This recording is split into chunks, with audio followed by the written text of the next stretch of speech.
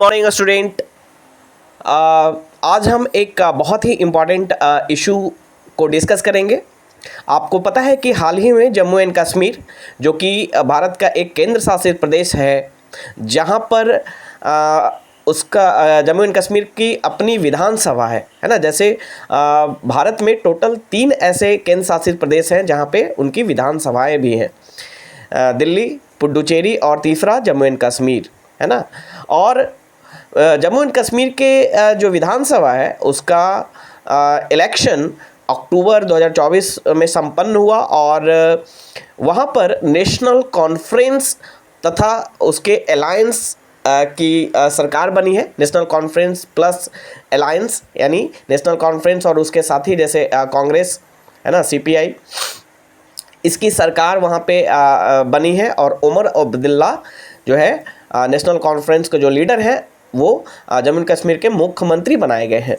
और इसीलिए जम्मू एंड कश्मीर विधानसभा का जो पहला सत्र आज संपन्न हुआ, है ना। पहला सत्र था आज 4 नवंबर को, और ये लगभग 6 साल के बाद विधानसभा का ये सत्र बुलाया गया है ना। क्योंकि बीच में आपको पता है कि 2019 में 5 अगस्त 2019 को आर्टिकल 370 हटाया गया और संसद के द्वारा राज्य के पुनर्गठन का प्रस्ताव भी पारित किया गया, जिसके बाद जम्मू एंड कश्मीर को केंद्र शासित का दर्जा मिला और लद्दाख को इससे अलग कर दिया गया था। और इसीलिए 6 साल के बाद यहाँ विधानसभा में जो सत्र बुलाया गया है, तो इस सत्र में क्या कुछ हुआ उसको हम यहाँ पे डिस्कस करेंगे।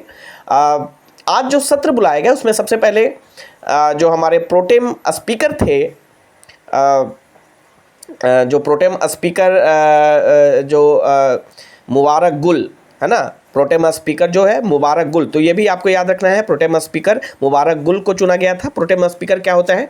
प्रोटेम स्पीकर एक दिन या कुछ समय के लिए चुना जाता है ना। एडहॉक बेसिस पे वो स्पीकर होता है, जो सीनियर मोस्ट मेंबर होते हैं उनको स्पीकर प्रोटेम स्पीकर बनाया जाता है और उनका मेन काम होता है स्पीकर के चुनाव का संचालन करना।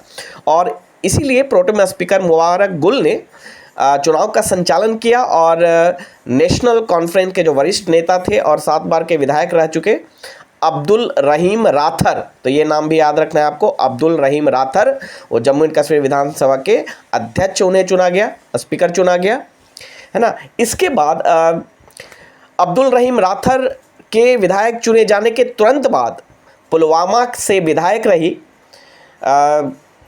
पुलवामा से विधायक रही, है ना, जो पीडीपी के लीडर हैं, जो कि पुलवामा से विधायक रही हैं, वहीद पारा। उन्होंने एक प्रस्ताव पारित किया है, प्रस्ताव पेश किया है जिसमें अनुच्छेद 370 हटाए जाने का विरोध किया गया है।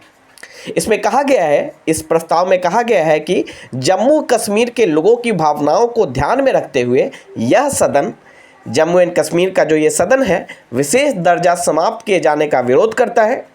वहीद पारा का कहना था कि जम्मू एंड कश्मीर को फिर से विशेष दर्जा मिलना चाहिए और आर्टिकल 370 की बहाली हो जानी चाहिए। उन्होंने जम्मू कश्मीर को दोबारा पूर्ण राज्य का दर्जा दिए जाने की भी मांग की है। फिलहाल जम्मू कश्मीर एक केंद्र शासित प्रदेश है। तो यहाँ पे इम्पोर्टेंट है कि जो हमारे उमर अब्दुल्ला जो चीफ मिनिस्टर हैं जम्मू एंड कश्मीर के, उन्होंने क्या इस पे रिएक्शन दिया। तो उमर अब्दुल्ला का कहना था, मुख्यमंत्री उमर अब्दुल्ला ने सत्र को संबोधित करते हुए कहा कि उन्हें पता था कि इसके लिए एक सदस्य द्वारा तैयारी की जा रही है, यानी इस तरह के प्रस्ताव के लिए एक सदस्य के द्वारा तैयारी की जा रही है। सच यह है कि जम्मू एंड कश्मीर के लोग 5 अगस्त 2019 को लिए गए फैसले को स्वीकार नहीं करते हैं। 5 अगस्त 2019 को 370 को हटाया गया था, आर्टिकल 370 को हटाया गया था। साथ ही साथ जम्मू एंड कश्मीर को केंद्र शासित प्रदेश का दर्जा मिला था। तो उनका कहना है कि जो जम्मू कश्मीर के लोग हैं वो इस प्रस्ताव को, इस फैसले को स्वीकार नहीं करते हैं। अगर स्वीकार करते तो इस तरह की बातें, इस तरह का प्रस्ताव नहीं आता। और उन्होंने साथ ही साथ यह भी कहा कि सदन इस पर कैसे विचार करेगा और चर्चा करेगा, किसी एक सदस्य द्वारा तय नहीं किया जाएगा। आज लाए गए प्रस्ताव का कोई महत्व नहीं। उन्होंने कहा कि ये जो पीडीपी के जो नेता हैं, जो पुलवामा के विधायक हैं वहीद पारा, उन्होंने जो प्रस्ताव लाया है उसका कोई महत्व नहीं है, क्योंकि पहले इन्होंने जो सत्ता में जो पार्टी है उनके साथ कोई डिस्कशन नहीं किया है इस पर।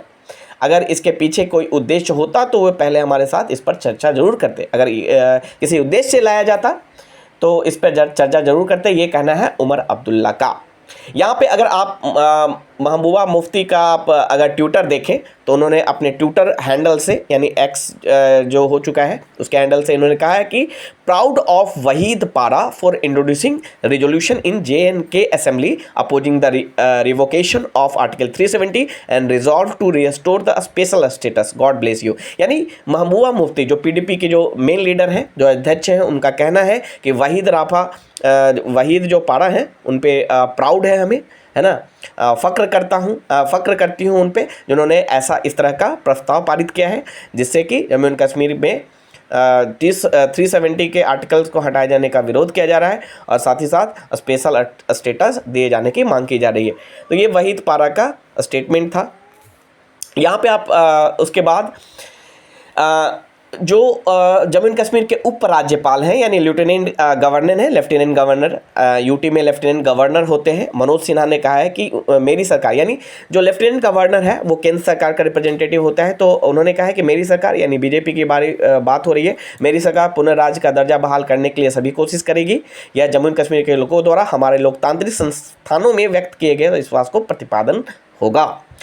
अब जैसे ही ये प्रस्ताव लाया गया वहीद पारा के द्वारा तो बीजेपी लीडर्स ने इसका अपोज किया और जो अध्यक्ष थे उनका ये कहना है कि जब उनके पास ये प्रस्ताव आएगा तब वो विचार करेंगे कि इसके साथ क्या करना है, नहीं करना है। आपको बता दें कि 5 अगस्त 2019 को केंद्र सरकार ने एक संसद में एक बिल लाकर, है ना, आर्टिकल 370 को नल एंड वाइड कर दिया था। साथ ही साथ राज्य के पुनर्गठन का प्रस्ताव पारित करके, है ना, जम्मू एंड कश्मीर को केंद्र शासित प्रदेश का दर्जा दिया गया था और जम्मू एंड कश्मीर से लद्दाख को अलग करके उसे भी यूटी बनाया गया था। साथ ही साथ जम्मू एंड कश्मीर को ऐसे केंद्र शासित प्रदेश के रूप में रखा गया जहाँ उसकी अपनी विधानसभा हो। तो ये सारी चीज़ें आपको ध्यान रखना है। यहाँ बहुत सारे नाम हैं जिसको ध्यान में रखना है ना। आज पहला सत्र था विधानसभा का, इसलिए इस लिहाज से ये बहुत ही इम्पॉर्टेंट है हमारे लिए। आर्टिकल 370 की बात करें तो आर्टिकल 370 संविधान में एक प्रावधान था। संविधान में जो आर्टिकल 370 था, 370 पूरी तरह से नहीं हटाया गया है, इसके उस प्रावधान को हटाया गया है जिसमें जम्मू एंड कश्मीर क्षेत्र को विशेष स्वायत्ता प्रदान करता था, उस प्रावधान को हटा दिया गया है। इस नियम की वजह से जम्मू एंड कश्मीर को के पास अपना संविधान था, झंडा था और रक्षा, संचार और विदेश मामलों को छोड़कर आंतरिक मामलों पर स्वायत्ता की अनुमति दी गई थी, है ना। तो इस आर्टिकल 370 के, संविधान के आर्टिकल 370 के उस प्रावधान को हटाया गया है जिसके तहत जम्मू एंड कश्मीर को विशेष स्वायत्ता प्रदान की गई थी, है ना, और जिसके कारण जम्मू एंड कश्मीर के पास अपना उनका संविधान था, झंडा था और रक्षा, संचार और विदेश मामलों को छोड़कर आर्थिक मामलों में स्वायत्ता की अनुमति उनके पास थी। तो ये सारे कुछ अपडेट्स हैं जो कि बहुत ही इंपॉर्टेंट हैं आपके एग्जामिनेशन पॉइंट ऑफ व्यू से, चाहे वो प्रीलिम्स का एग्जामिनेशन हो, चाहे वो मेंस का एग्जामिनेशन हो, आने वाला जो 17वीं BPSC का एग्जामिनेशन हो या UPPCS का एग्जामिनेशन हो या UPSC का एग्जामिनेशन हो, ये सारे क्वेश्चन आपसे पूछे जा सकते हैं। तो अगर ये वीडियो आपको अच्छा लगा तो लाइक्स एंड सब्सक्राइब जरूर करें ताकि इस तरह के और भी वीडियो अपडेट्स डाले जा सके। Thank you.